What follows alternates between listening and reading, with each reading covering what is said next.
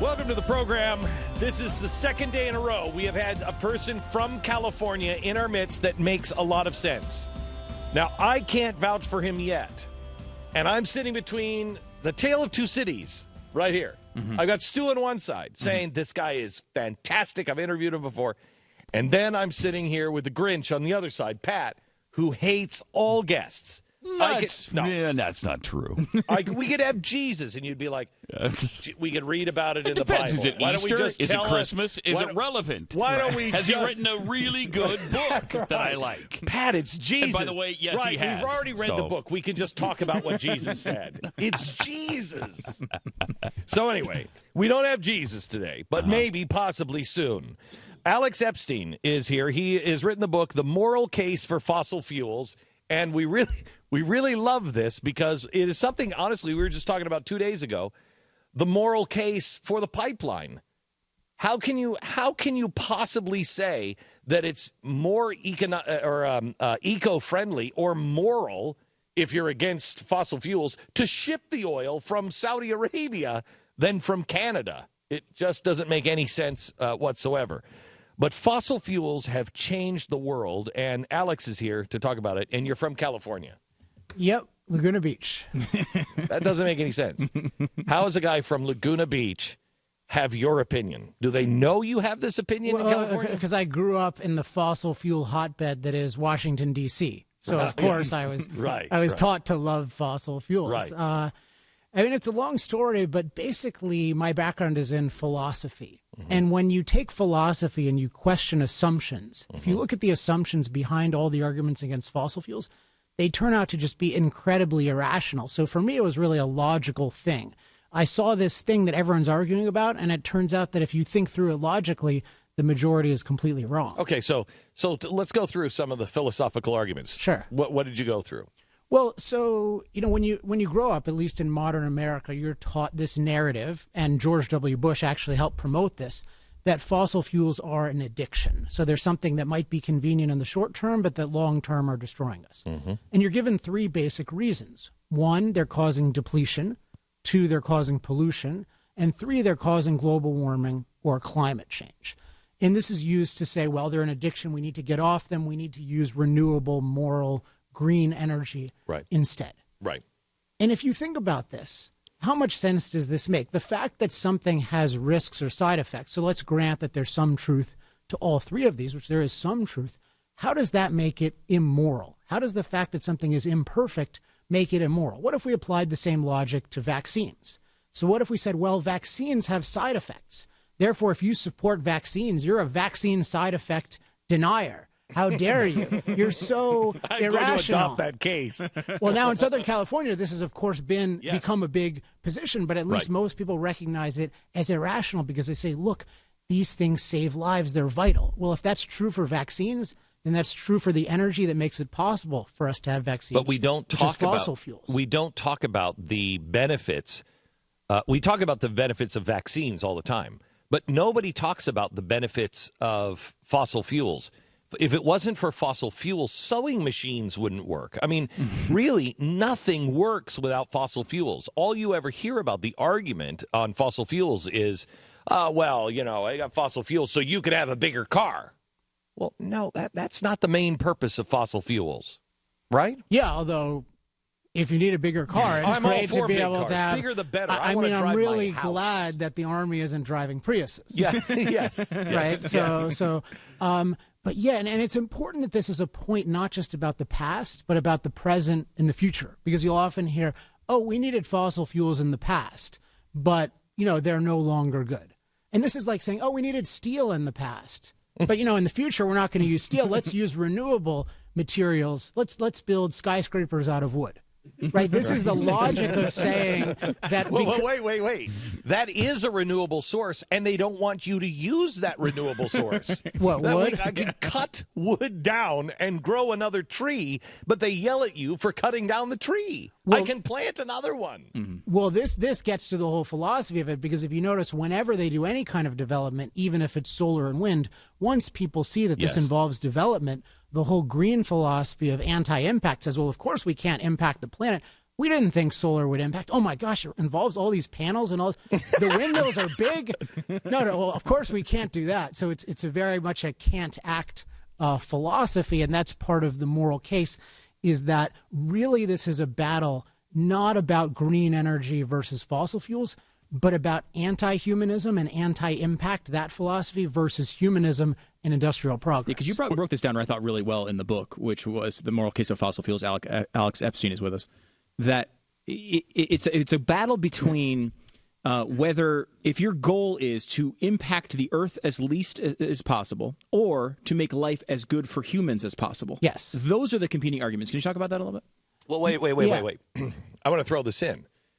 Those are not mutually exclusive. Well, yeah. We don't want to trash the earth to make life good for humans, because life won't be good for humans if we trash the earth. So you just do the least amount of damage as you possibly can to the earth, and know that the earth is a living thing and it will repair itself. So, yes, I don't quite disagree. I don't quite agree with that, in the sense that in any endeavor in life, you have to be clear on what is your primary purpose. What is the thing that you're optimizing for?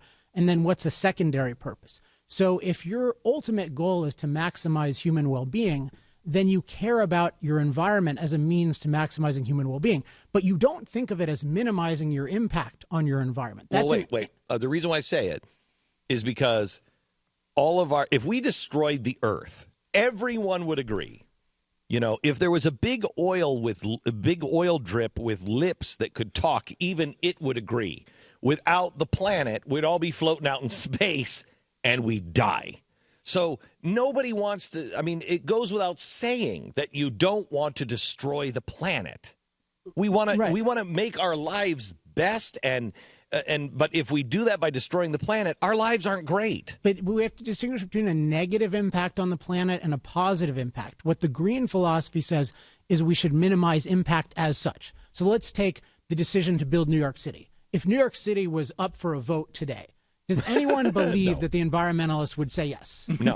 What about Chicago? No. What about the first hospital? No. What about any given baby? Mm-hmm. No. So the idea is that if humans have an impact, it's bad as such. Now, the rest of nature can have any impact it wants. So there's really a fundamental bias against humans. And I think everyone has bought into anti-impact as an ideal, whereas it should be, no, we want anti-negative impacts for humans. So I'm a humanist who cares about my environment. I'm not an environmentalist. That's to define your core philosophy as your environment. That's like saying in work, I'm an officist. Like my whole purpose is my office. No, I want a good office because I want a good job. Right, yes. Can I ask you a question? I like that. Can I ask you a question? Yeah, okay. In California, do children throw rocks at you? I'm actually quite popular. Are you really? Well, it doesn't make any sense to me, because you're making sense. Well, you're making total sense. I mean, you have to understand how life works. If you're not Glenn Beck, it's not like I'm recognized on the street every day. Okay, all right. But when I am recognized, it's generally by somebody who's a fan. Now, I go to environmentalist rallies or anti-humanist rallies. They recognize the shirt. They actually send people to tail me and harass me because I like taking a lot of video of myself, doing Socrates-style interlocuting with these guys, and I wear this I Love Fossil Fuel shirt. So I do get recognized there, not always positive. How did you not introduce him to us earlier? I had him on the show that airs on your network. I don't watch your crappy show. How did we not know about him earlier? You need to see this video because Alex, and he had multiple videos, but he stands in the middle of a giant protest as they're moving down the street, and he doesn't move with the protest. He just stands facing the opposite way with a shirt that says "I heart fossil fuels." No. That's inaccurate because the shirt is actually not prominent enough. So I have a big white sign also that says "I love fossil fuels" because I don't want to equivocate. What I was amazed about, because one of the reasons I was drawn to the book is that it's an argument that you shouldn't have to make. It's one of the most obvious things that any human should be able to recognize, which is this the fossil fuels have improved life so much that there's no one in the world who would choose to go back to the time before. No. In reality, they all have iPhones to tell us they would go back to those times. I'm telling you, don't you remember during the what are those people that were peeing all over themselves? Occupy Wall Street. Occupy Wall Street. During the Occupy Wall Street thing, they were saying that we had sent one of our reporters down. They said, you realize people will starve to death. You realize that. That won't work. You'll starve to death. Well, that's okay. We just need to get closer to an agrarian culture. And he's like, no, again, people will starve to death. And then they almost threw rocks at the guy who stood up and said, hey, you know what? Bill Gates and Steve Jobs, you guys all have Apple iPhones.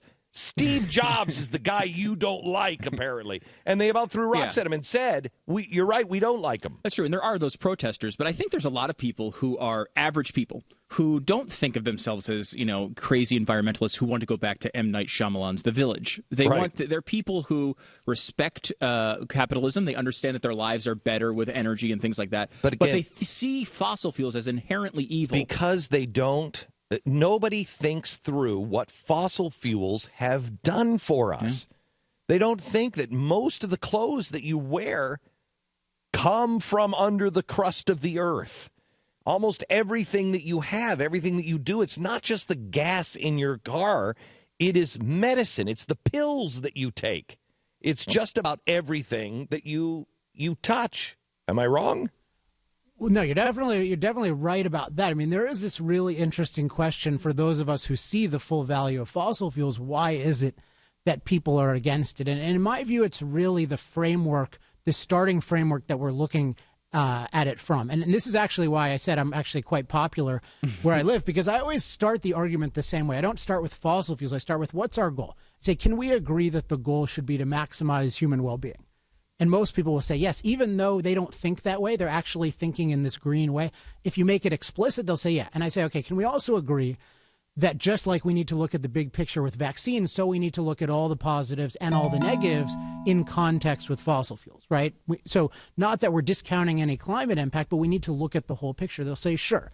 And once you've set that framework, which is never used by anyone explicitly, in the culture, you do what I do in the book, which is pretty much you say, okay, let's look at the benefits of using fossil fuels. And you get to what you're talking about, Glenn, which is not just that it powers things, but that it's uniquely good at powering things. So I use the steel versus wood analogy with skyscrapers. It's not just that it can produce energy, but it can produce energy far more efficiently, using far fewer resources and other things, which means it can be more abundant and more affordable to billions of people. So the fossil fuel industry should be bragging, we've got the best product on the market. We have a superior product. Instead, what do? They say, well, we're trying as hard as we can to use the loser product, solar and wind. And someday we'll go beyond petroleum and hit that ideal of sunbeams and wind gusts instead of ancient dead plants. Right. So let me ask you this. How do you feel about people like BP? Because honestly, we've talked about this a million times. I'm in the oil business. I would be on the front line of saying, look how good our product is. Yes. It's like if you're making Captain Crunch and you're like, our cereal's really bad for your kids. Eat a little bit of it while we try to come up with some other cereal. We're working on putting kale into the Captain Crunch. Right, which would be much more justified than thinking that about oil, because you can say too much sugar is a problem. Too much oil. No, more oil is a solution. What problem can't be solved by more oil? What do you say to those oil companies that aren't taking they should be the ones they should be paying you for this book. They should be putting this in every library. It should be free at every gas station. Should be free at every gas station. That idea, I have not suggested that. Yeah, no, that's particularly good. I'm gonna pose that one. I do over the past couple years, as you know, I spent about 5 years developing these ideas, and I had never met one person from the industry. I didn't know anybody. You know, people think, oh, you must be paid. You must have grown up. I mean, nonsense. You should be. I grew up in Chevy Chase. Well, no, they should buy the book. But over the years, the last couple of years, in large quantities. What's that? In very large quantities. Very large. You know, $3 a book isn't going to get me that Laguna Beach right. penthouse. Right. No, but seriously, I have made the case to them. Look, you're positioning yourself as the tobacco industry. Mm-hmm. You're saying we're an addiction, and then you're saying, but guess what? We're going to create more tobacco jobs. Don't you want jobs? But if the tobacco industry said, let's build more tobacco factories, don't you support it because it'll create more tobacco jobs? You say, no, you're creating cancer. We don't want jobs destroying the world. We want jobs improving the world. And that's really resonated. And I would say that the industry has started getting better. And we're trying to create resources for companies to do better messaging. But it takes a while because they've grown up in the whole environment of not thinking about things big picture, not thinking in terms of human life.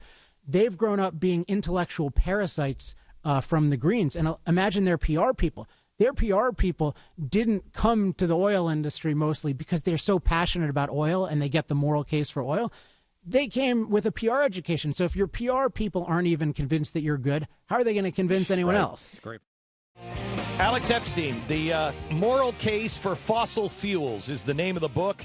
And it's available everywhere except gas stations, unfortunately. But Alex is here, and he is a philosopher who is trying to teach us to change the way we think about fossil fuels. Let's go to the increase in CO2 is causing climate-related deaths, and when the truth is we're actually saving lives because of fossil fuels. Mm-hmm. Go. It's really weird how we think about climate in a way that completely defies common sense. What is climate? Climate is just the range and frequency of certain types of weather.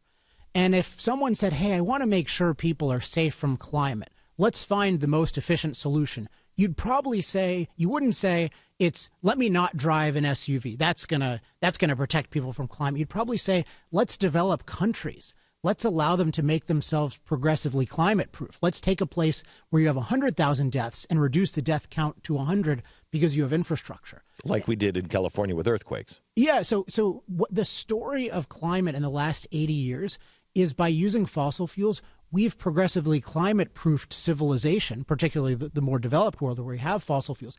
And so what's happened is climate-related deaths have gone down by a rate of 98%. So that means your chance of dying from extreme heat or extreme cold or wildfire is 1/50th of what it used to be. Yet it's gone down 98%? 98%. In 100 years? In 80 years. That's when you have decent data started. Wow. So drought-related deaths are down 99.98%. So you'd think when people are complaining about drought, which just means less water than you expected, they would kind of be interested in, let's be interested in ways to purify water, to move food from non-drought areas to drought areas.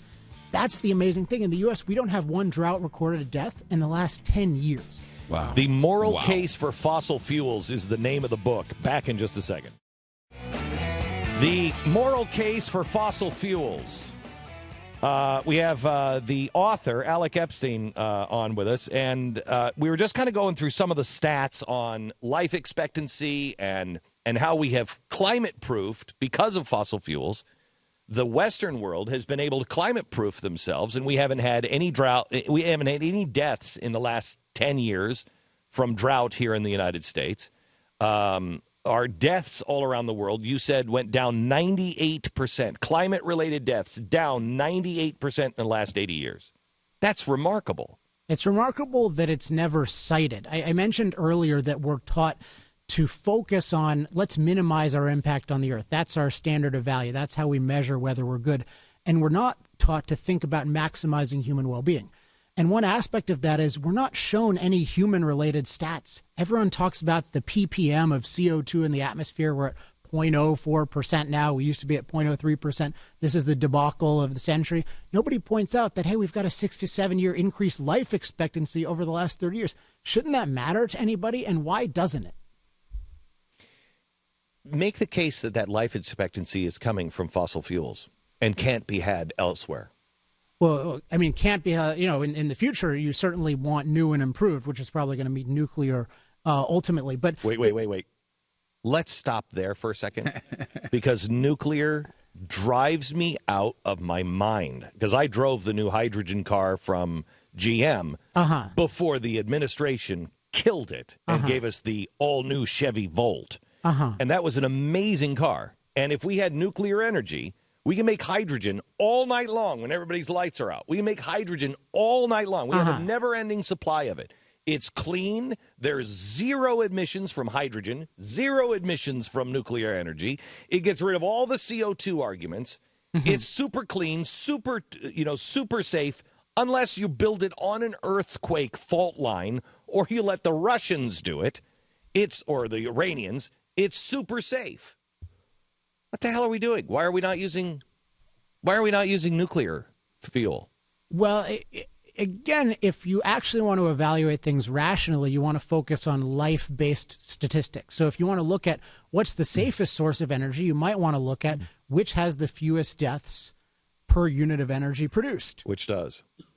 Nuclear by an insane long shot. Like unbelievable compared to fossil fuels, compared to people falling off the roofs with their solar panels, whatever. Wow. There's no thousands comparison. of deaths of coal mining in China, for example, every single year. Oh, yeah. You got to believe that the oil rigs around the world and all, it's dangerous. Those things are, I just said, those are completely worth it. The people, leaving aside China, which has a lot of dictatorship, but in the U.S., people who choose to mine coal, that's a virtuous thing. They take on certain risk. I don't think people realize there are many other industries that are riskier than coal mining. Sure, yeah. That's fine, but people concerned about safety, not just of the workers, I mean of people surrounding, which is the main concern, because you have a right to decide your own risk, but not a right to put everyone else expose them to undue risk. So it's just fascinating that nuclear has by far the safest track record. And I talk about this a little bit in chapter 2 of The Moral Case, but you can read other books on this. It is so safe. Just the technology of it makes it so much safer than anything else because the nuclear power plant can't explode. This is what people don't get. The best book ever written on nuclear and maybe on energy is called The Health Hazards of Not Going Nuclear by Peter Beckman. And he has this great line in response to the idea that what if a terrorist blows up a nuclear power plant? And his response is, if a terrorist blows up a nuclear power plant, he should be awarded a Nobel Prize because he will have discovered a principle of physics that does not exist. Okay, but what they're saying is the spirit of that warning is you could fly a plane into a cooling tower and then all of that dangerous stuff goes out in the atmosphere. What does that mean? I have no idea. If you break that down, I highly recommend that book because it goes into every possible worst case scenario. But what is the name of the book again? It's called The Health Hazards of Not Going Nuclear. It's a fantastic book. Not is capitalized N, capital O, capital T. It's really fantastic. Beckman was just an amazing thinker. Unfortunately, died fairly early. But nuclear exposure. No, that is not even funny. Probably if we had more nuclear, it would have lived longer because we've had more innovation. But if you just look at what all this boils down to, because there's no actual evidence that it's more dangerous and all the evidence that it's actually safer to generate energy via radioactivity, it comes down to it's unnatural to use radiation, to use radioactivity. It's somehow wrong. And this is the whole anti-impact. We should be minimizing our impact on the world. And so let's use the natural sun. Let's not use unnatural nuclear power, playing God, tampering with nature, whatever euphemism you want to use. Jeez. That's the whole perspective that justifies shutting down all of our best sources of energy. Same thing with hydro. Let's not disturb the pristine river. It's like you say the world's going to end from global warming, and you're not willing to dam a river to prevent it. How much do you care about life? Human life. Amazing. Okay, so now the death toll from nuclear power plants, though, worldwide, so from the inception, it's pretty high. 60? 56, right? 56? Isn't it 56? Yeah, from one without a containment building and not a modern Chernobyl, plant. Worldwide, What's it's the 56. death rate from Soviet toasters? That's what I want to know. Probably Right. 156. Yeah. The death toll in America is 0. Tell me, I told my son, my 10-year-old son, that fact. He said, well, but nuclear energy, 10. I don't even know where he gets it. He lives at my house. I don't even know where he gets this. He says, well, nuclear energy is really, and I said, no, it's not. I said, you know how many people have died from a nuclear accident? No. Under 100. No, but Dad, there was like bad here, right? No. No. Where None are here. you getting this? None here. None in Japan. Yeah, we do the Fukushima. If you take out Fukushima. Chernobyl, how many deaths from nuclear? 0. I mean, there've probably been workers. I mean, who you have can died fall in like plants in Fukushima, like there's a fall or something like that. But Sure. but the people in Nobody that died plant from were the actual- protected, Yeah. unlike the 20,000 people who died. It's like nature kills 20,000 people, and man gets the blame for the nuclear power plant that shielded the people who were inside. Yeah. Glenn, you turned me onto a book years ago, which was, if I can remember, it was something like Physics for Presidents or Physics for Modern Presidents. Physics for Future Presidents. For future It's presidents. fantastic. And it You read argues it's I not haven't read it yet. It's not a conservative book by any means. It's not an industry book. It's a physics book. But in there, they make a really logical argument that it was bad policy to evacuate the area around Chernobyl. That's where the deaths come from. And Fukushima and 3 Mile Island. I mean, think about it. You have elderly populations often, a forced evacuation. They're rushed out. They're given all this propaganda that, increases their stress levels. And then so there's the death toll from the environmentalists. Environmentalists cause death tolls relating to nuclear propaganda. And then, of course, all the preventable deaths that occur because you don't have the nuclear power, which, because it's a completely clean burning source of power, clean generating source of power that would be healthier than anything else. Plus, you just if you have less power in the system, you have less ability to improve your life. And this goes back to your early question before I created this big nuclear diversion, which is how do you connect things to fossil fuels? And the key is getting what energy is, because most people have no idea how valuable energy is. So energy is our ability to use machines to improve our lives. Every human being in the United States has an average of 96 machine servants doing work on his behalf. We ourselves are very weak. Right? Physically, we're very weak. That's why we had a life expectancy of 30, because we can't do much work. But if we have machines to do work for us, we can get so much done. We can build hospitals.